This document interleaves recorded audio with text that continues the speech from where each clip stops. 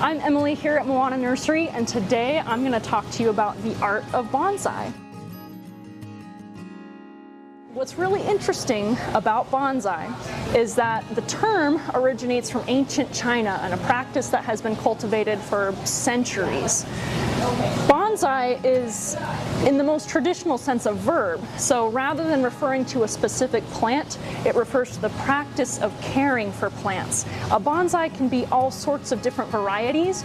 The direct translation simply means to plant in a pot. So bonsai can really be any woody ornamental plant that you can put in a small pot and care for. So let's talk a little bit about the goals of bonsai. Bonsai is a very unique art form that focuses on a lot of really important aesthetic elements. It's to generate a response that in the viewer of the bonsai, that's to generate some contemplation, thinking about the themes that the artist may have intended. For the grower of bonsai, it teaches hard work and concentration, as well as a very rewarding of patience hobby. The bonsai, they grow in really interesting patterns in order to mimic a mature tree and what that would look like in a miniature form. So it plays around a lot with natural themes and embracing the natural element of your specimen. Bonsai, when you're choosing a selection, will often have a very unique feature that many bonsai artists will lean into. For example, if you have a nice weeping curve on your bonsai, a lot of artists will choose to prune in a style that will emphasize that. So there's a lot of amazing creative decisions that you can make with bonsai, and I'd love to talk more about that and some of those creative decisions that you can make with your bonsai. One of the most common practices with bonsai is known as wiring. So the wiring of the branches usually involves aluminum or copper wire that becomes wrapped around the branches, the younger branches, in order to get them to be positioned a specific direction. You'll see this a lot with bonsai.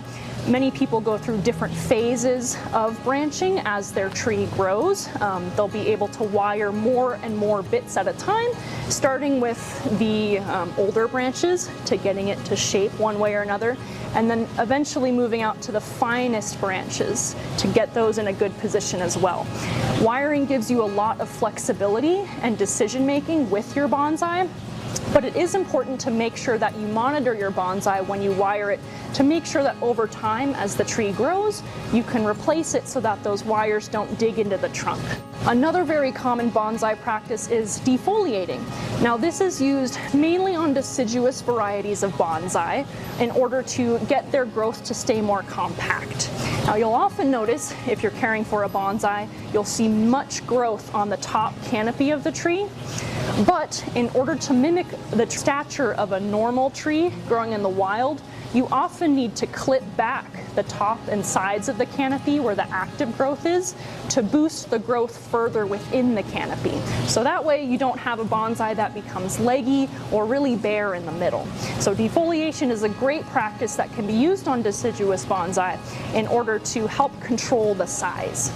If you decide to remove growth on an evergreen specimen, say a juniper, you would want to make sure to use your fingers to pinch back the growth, as sometimes shears can leave scars on evergreens.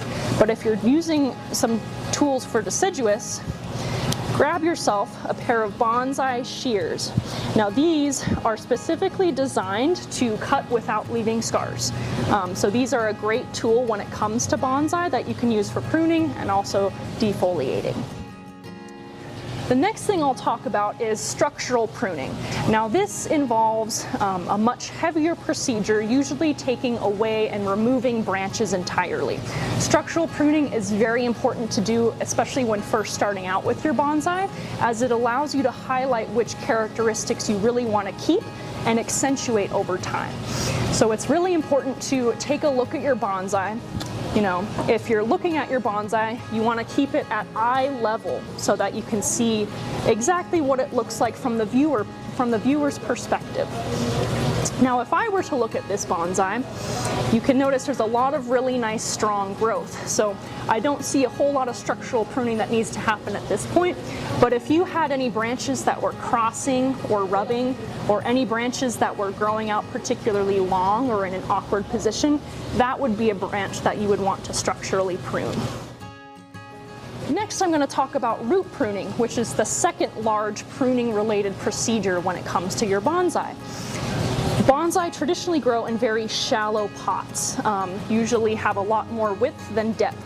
So for that root zone, it's very important that you maintain it so that you don't have a super compact root ball within the pot, as that can lead to issues with drying out, overwatering, underwatering. It makes things a whole lot more complicated. So if I were to go ahead and take a look at my bonsai, I would want to remove it from the pot and take a look at the roots. Any roots that are starting to grow downwards, longer than the rest, you'll want to prune those off. This will also be very useful in growing what's called your surface roots of your bonsai, where the goal is often to mimic a tree in nature where you can see that trunk flare. With bonsai, root pruning is essential so that your bonsai will refocus the growth of the roots to the top rather than growing down, which will make your structural roots much thicker and more beautiful. Lastly, there's a final technique that can add a lot of aesthetic beauty to your bonsai, and this is specifically an evergreen technique called using deadwood or gin in order to create a really interesting aged texture. You'll see this often on a lot of larger bonsai in particular because of their long, thick trunk habit that will form naturally over time as your tree grows.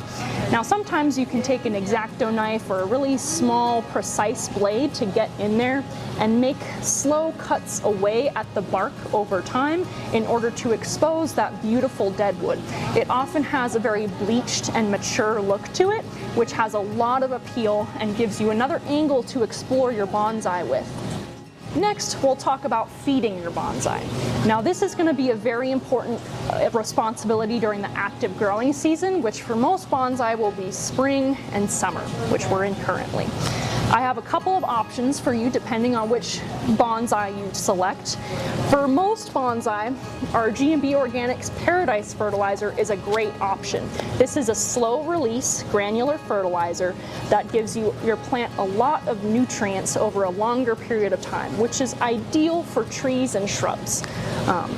Typically, with most of your deciduous and evergreen bonsai, they'll be outside as to mimic their natural seasonal cycles, and this in a way is a great supplement to that, as it will naturally follow that curve of their activity with the nutrient release.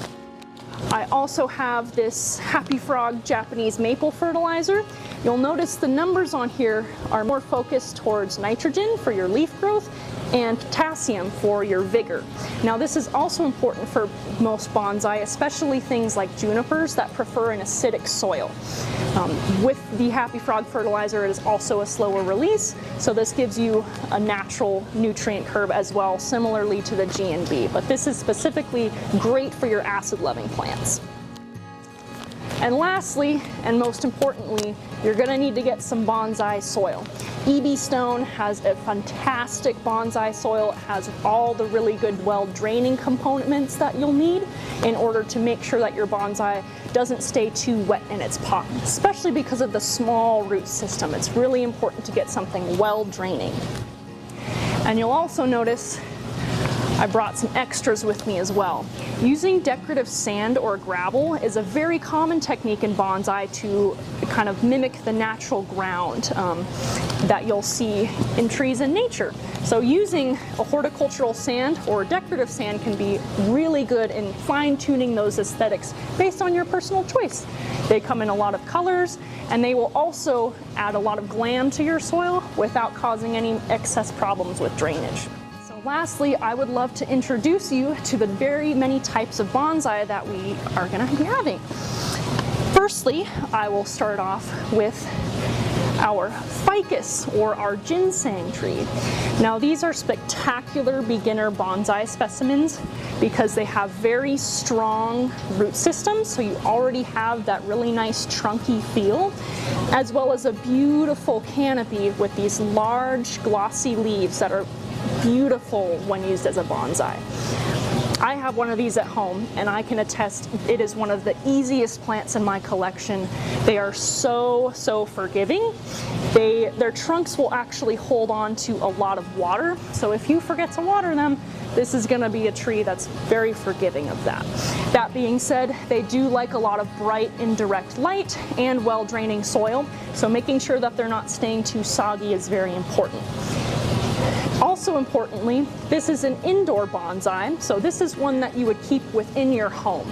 You wouldn't want to move it outside as you would with some of the other bonsai, unless you get mild temperatures in the spring and summer. I keep mine inside all year round because I love seeing it on my desk. It's a wonderful office plant, home plant, anywhere plant. Next, we will talk about the juniper. Now, this is a very classic bonsai. When you say bonsai, most people think of the juniper. It is a fantastic outdoor bonsai, so keeping it outdoors all year will mimic its natural cycle of dormancy and active growth during the seasons. Also, it has beautiful kind of blue-green foliage, which is very appealing, and it has a lot of wiring capability with how flexible the branches are. So you can really manipulate the way that they grow with our bonsai techniques in stunning displays that make junipers one of the most accessible and also easily manipulated varieties of bonsai, since you can do so much with them. Next, we'll talk about the money tree, or Pachira. This bonsai is a great indoor bonsai as well. They prefer a little bit higher humidity, so if you have a lot of plants in your home or a humidifier or even just a little pebble tray, you can really mimic its natural humid environment, which will help you grow a really nice canopy. They have very thick trunks, so they store a lot of water. You really want these to dry out before you water them again. Additionally, they have really fascinating palmate leaves where they spread out in little lobular fashions that almost mimic your hands. This makes them a very attractive indoor bonsai with a really unique foliage shape that allows you to grow them in all sorts of amazing ways. So next up, we have the Zelkova, or the Japanese elm. This is my personal favorite of all of our bonsai species. They have these gorgeous serrated leaves, which have a naturally small growth habit, which really mimics that faraway tree look. They have amazing trunk curve to them as well, and a lot of unique shapes to start with. So it gives you a lot of creative ideas in order to shape your own unique bonsai. These are also outdoor, and they are deciduous, so they will get stunning fall color. And that winter, being outside in the winter time, will keep that dormancy cycle. So it'll keep them growing really nice so they leaf back out in the spring. But these are a stunning bonsai that are absolutely so rewarding. You will see so many different variations and growth habits on them, and they have a lot of character. So next up, we have the Portulacaria. This is very similar to what a traditional jade bonsai would be like. So it has much more thick, waxy leaves. It is a great specimen to have because these branches can be wired into so many interesting curves and shapes. They also have an incredible lifespan to them. I've personally seen some that have been decades old and have gotten so beautiful and full and lush over time.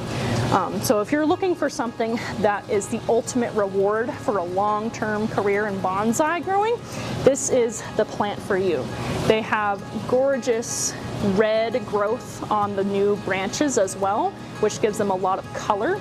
And they also have really strong segmentations that allow you to easily identify where the next set of leaves will be growing, which allows you to carefully plan the trajectory of your bonsai. Thank you so much for tuning in and letting me talk about bonsai today.